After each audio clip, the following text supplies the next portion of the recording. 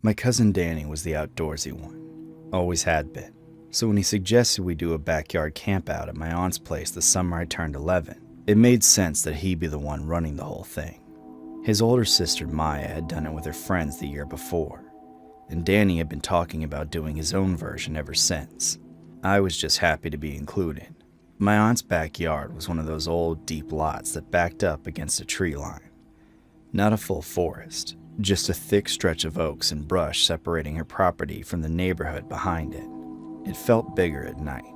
It always did. We set up the tent ourselves, which took longer than it should have. Danny's dad got the fire going around 8. His parents stayed out for maybe an hour, had a couple of beers in the lawn chairs, then went inside when the mosquitoes got bad. Before leaving, his dad told us to knock on the back door if we needed anything. We said we would. That was probably around 9:30, which means by the time things started getting strange, we'd already been out there alone for a while. The first thing I noticed was the fire.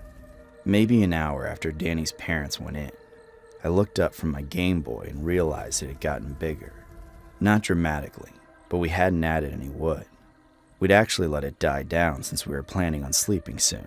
I pointed it out to Danny, and he shrugged and said maybe an ember caught.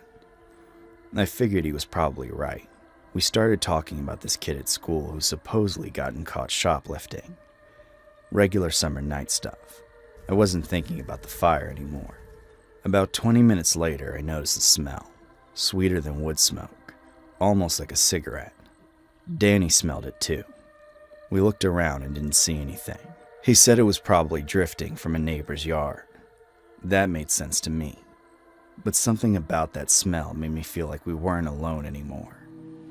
Danny fell asleep before me. He always could just close his eyes and be out. I lay there listening to the fire pop. At some point I heard footsteps in the grass. Not an animal. Animals stop and start. These were steady.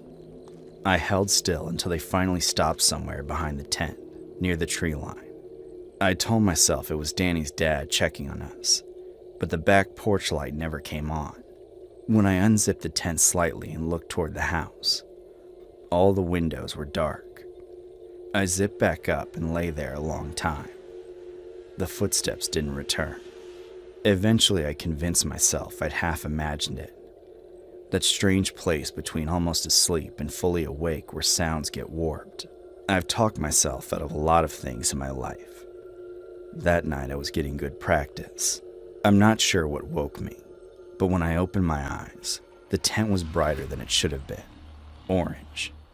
The fire had been dying when we fell asleep, but now it was fully going again, throwing light across the whole side of the tent. I leaned toward the mesh panel and pressed my face close enough to see through it. Someone was sitting in one of the lawn chairs by the fire, facing the tent, completely still, shoulders ahead, hands resting on the knees.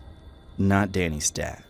The build was wrong, and this person was leaning forward in a way his dad never sat.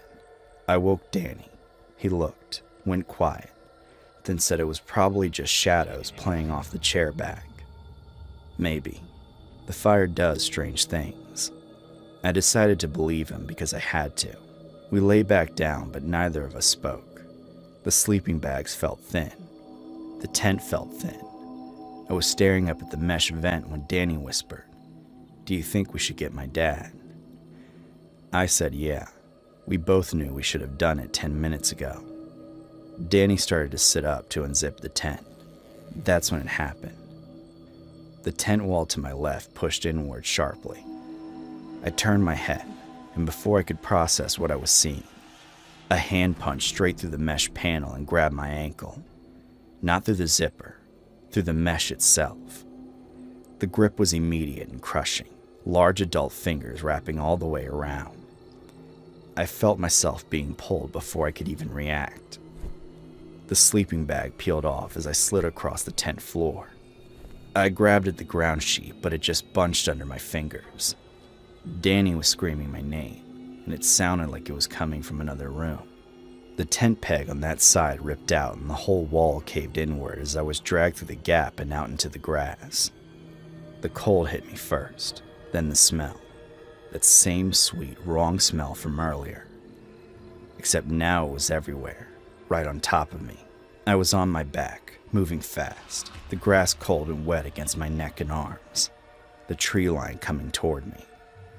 I dug my free heel into the ground and it did nothing. I clawed at the grass with both hands. I was screaming. I know I was, because my throat hurt for 2 days after. I couldn't see him.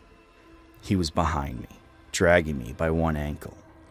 And every time I twisted to look, I caught nothing but darkness in the shape of legs moving quickly. We were maybe 10 feet from the tree line. The back porch light exploded on. Danny's dad's voice cut through the dark, loud and sharp. Then the back door slammed hard. The grip on my ankle loosened slightly, just for a second. I felt the hesitation in it. Then the shot, the loudest sound I've ever heard. A single blast fired upward, not aimed at anything, just a sound that meant the next one might be. Birds burst out of the tree line. Every neighbor's light came on at once. The hand let go. Footsteps crashed into the bushes and disappeared. Danny's dad crossed the yard at a run, and I just lay there in the wet grass, staring up at the sky, completely unable to move. He grabbed my shoulders, and I remember his hands were shaking. The police came. Flashlights swept the tree line for a long time. They didn't find anyone. The thing I keep coming back to is the smell. That sweet, strange smell had been there for hours before anything happened, which means he was already there, already that close, long before either of us noticed. He was patient. Whatever he was planning, he was willing to wait all night for it. I don't know what would have happened if Danny's dad hadn't come out when he did. I still think about the charcoal smell sometimes, not in a nostalgic way. It started the way most stupid decisions do, with Craigslist. I was helping my buddy Marcus get his new place set up after his divorce, and he needed basically everything: furniture, kitchenware, whatever. He didn't have the energy to shop around, so I volunteered to spend a Saturday morning scrolling through listings in his area. That's how I found the Weber kettle grill for $40. The photos were decent, slightly ashy, clearly used, but solid. The seller had a few other things posted: a shop vac, some patio furniture. So it seemed like a normal person offloading normal stuff. I messaged him, and he got back to me within maybe 10 minutes. Short answers. Friendly enough. Said his name was Derek and that I could come by that afternoon if I wanted. I said sure. He sent me an address. I almost didn't notice anything off when I pulled up. The house was in one of those subdivisions where everything looks identical. Same beige siding, same 2-car garage, same little ornamental tree by the mailbox. I parked along the curb. The driveway was empty. I texted Derek that I was out front and waited. Nothing came back. I figured he was in the backyard, which honestly made sense if he was trying to sell a grill. So I walked up the driveway and called out a hello. No answer. Around the corner of the house, there was a wooden gate that was already open. Just slightly. Not wide open. Ajar. Like someone had meant to close it and didn't quite finish. I pushed it and stepped into the backyard. The yard was bigger than I expected. Long and narrow, with a wooden fence on both sides and a tree line at the far end. The grill was right there in the middle of the patio, exactly like in the photos. And there was a folding chair next to it with a half-finished drink sitting on the armrest. Condensation on the glass, still fresh. I stood there for a second, called out again. Nothing. I walked toward the grill to look it over. I crouched down, checked the bottom vent, lifted the lid. Everything fine. That's when I noticed the sliding glass door at the back of the house. It was open about a foot. Not wide, just open, with the screen door pulled across. I could see the kitchen inside, and it was dark, but I had the distinct feeling, the specific, hair-raising feeling, that something in that darkness was looking back at me. I straightened up and pulled out my phone to call Derek instead of text. It rang 4 times and went to voicemail.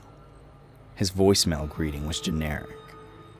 One of those automated ones with just the number read back, which is nothing I know. Plenty of other people don't set up their voicemail. But standing in a stranger's backyard with a half-warmed drink and an open door, it landed differently. I decided to wait by the gate. That's when I noticed the fence. Along the left side of the yard, there were gaps between the fence boards. Old wood, warped from weather, totally normal. But as I was walking back toward the gate, I caught movement in my peripheral. I stopped and looked directly at the fence. The gaps were dark. I couldn't see anything. I stood there for probably 15 seconds, staring, feeling genuinely foolish. Before I convinced myself it was a dog in the neighbor's yard, or a kid, or literally anything. I got back to the gate and leaned against the house, scrolling my phone, trying Derek again. Voicemail. I typed out a text. "Hey, I'm in the backyard. Take your time." Sent. The red receipt came up immediately. I stared at that for a second. He read it immediately. Didn't respond. Didn't come outside. Just read it. I sent a follow-up. "Should I come back later?" Same thing. Read within seconds. Nothing back. I'm not proud of how long I stood there rationalizing that. Maybe he was in the bathroom. Maybe he was on a call and just glancing at notifications. I probably would have kept standing there too. Except I looked back at the sliding screen door and noticed it had opened wider. Not all the way. Maybe another foot. I hadn't heard it move. I hadn't heard anything. It was just more open than before. I left. I didn't jog or make it obvious. Just walked at a very deliberate, controlled pace back to the front of the house and got in my car. As I was pulling away from the curb, I glanced up at the second floor. There was a window above the garage, and the curtain moved. Not like wind, more like it had been held aside and then released. I drove to the end of the block and sat there for a few minutes just thinking. On my way home, I passed a woman walking a dog on the sidewalk about 2 streets over. I don't know what made me do it, but I pulled over and rolled down the window and asked if she knew the house on Fielding Court, the beige one near the end. She looked at me a little sideways and said she thought it had been vacant for a few months, that a family had moved out in the spring. I didn't go to the police. I thought about it, but what would I even say? The curtain moved? I had no proof of anything. I still checked Craigslist for the listing when I got home, but it was already gone. What I keep coming back to isn't the screen door or the curtain, or even whoever was watching through those fence boards. It's the red receipts. Somebody in that house was holding a phone, watching me stand in that backyard, and just waiting, letting me think I was alone while they decided what came next. I don't know what they wanted. I don't know how many of them were in there. Marcus ended up getting a grill from Home Depot. I drove him there myself. My cousin Ryan and I were house sitting for my aunt and uncle the summer before I started college. They were in Italy for 3 weeks, so it was just the 2 of us in their house out in Murraysville. Big house, big yard, quiet neighborhood. Nothing about that situation should have been a problem. Ryan and I had been there one day when I walked into the garage and found the side door, the one that leads out to the backyard, sitting slightly open. Not wide open, just unlatched, resting maybe an inch away from the frame. I figured one of us had gone out and not pulled it fully shut. I closed it and didn't think about it again. That was probably the first thing I should have paid more attention to. A few days passed without anything strange. Ryan and I had a routine going. We'd watch TV, make food, hang out by the pool. On some occasions, Ryan would have his Bluetooth speaker out by the pool blasting music while we floated around. It's safe to say we were having a great time. Then on the 4th or 5th night, I was lying in bed around midnight, and I heard that garage side door open. It has a specific creak to it, a low groan that rises in pitch as it swings. I had walked in and out of it probably a dozen times already. I knew the sound. I lay there waiting to hear Ryan's footsteps, assuming he went out there for some reason. But there were no footsteps. No sound at all after that. I got up and knocked on Ryan's door. He was in bed. He hadn't gone anywhere. We both went down and checked. The door was closed but unlocked. Neither of us had been in the garage since earlier that afternoon, and neither of us had gone down to close it. We looked at each other for a second. Then Ryan reached over and locked it. He said old houses settle, doors shift. It probably hadn't been fully latched to begin with. That's a reasonable explanation. I mostly believed it. I didn't sleep great that night either way. About a week in, Ryan's girlfriend came to visit for a few days. Having a third person around made the house feel more normal. The three of us spent most of a Saturday out by the pool. Late in the afternoon, Ryan and his girlfriend went inside to start making dinner, and I stayed out a little longer by myself. That's when I noticed the chair. My uncle has these wooden Adirondack chairs arranged around the fire pit in the corner of the yard near the fence. There are 4 of them, always in the same positions. I looked at them probably every day, but that afternoon, one of them was pulled forward, out of the arrangement, facing the pool, directly facing the pool. The ground under it had that flat, compressed look like it had been sitting that way for a while, not like someone had just moved it. I went inside and asked Ryan if he or his girlfriend had moved a chair. They both said no. I went back out and moved it back into place and didn't say anything else about it. But I kept thinking about it through dinner. That chair was not in that position the day before. I was certain of it. Ryan's girlfriend left a day early without giving a full explanation. That night it was just Ryan and me again.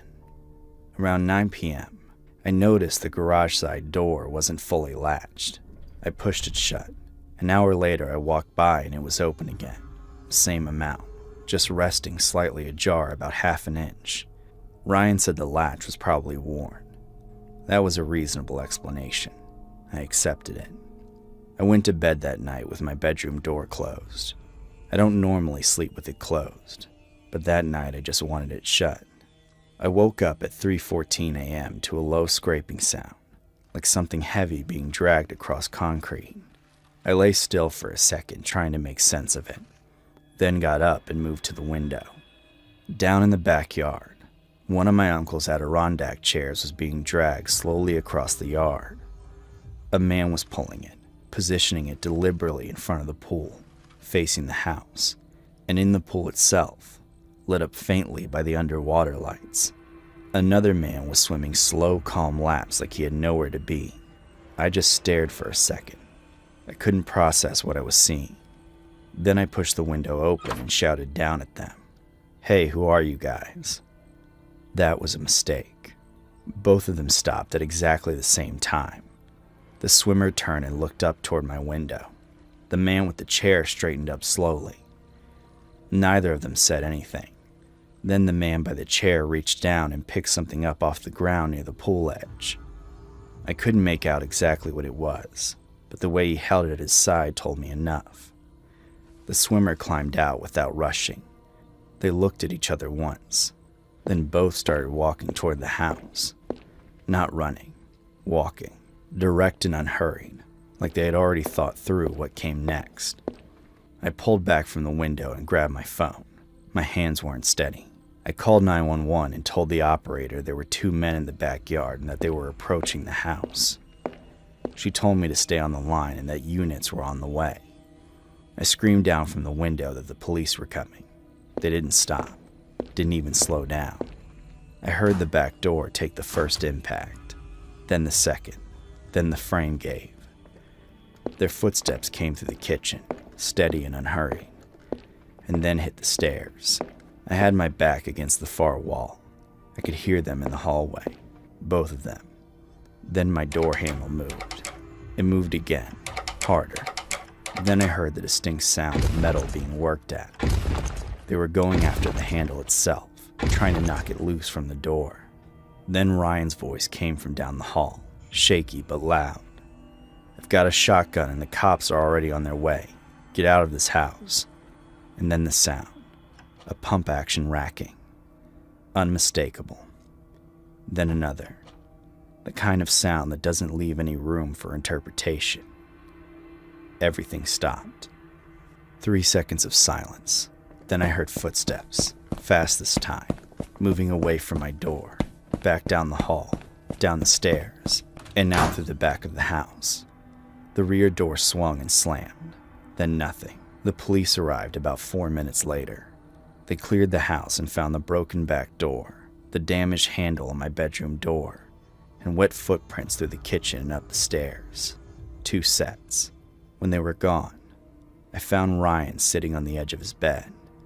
I asked him where he got a shotgun. He looked up and held his Bluetooth speaker. He'd pulled a pump-action sound effect on YouTube the moment he heard them on the stairs and blasted it at full volume through the hallway. That was it. That was all it was. I've thought about that night a lot since then. I think about the 2 men walking toward the house without hesitating even after I told them the cops were coming. And I think about how close everything was to going a completely different way. If Ryan hadn't been quick, if he hadn't thought of that speaker, if he'd hesitated even 30 seconds longer, I don't let myself finish that thought.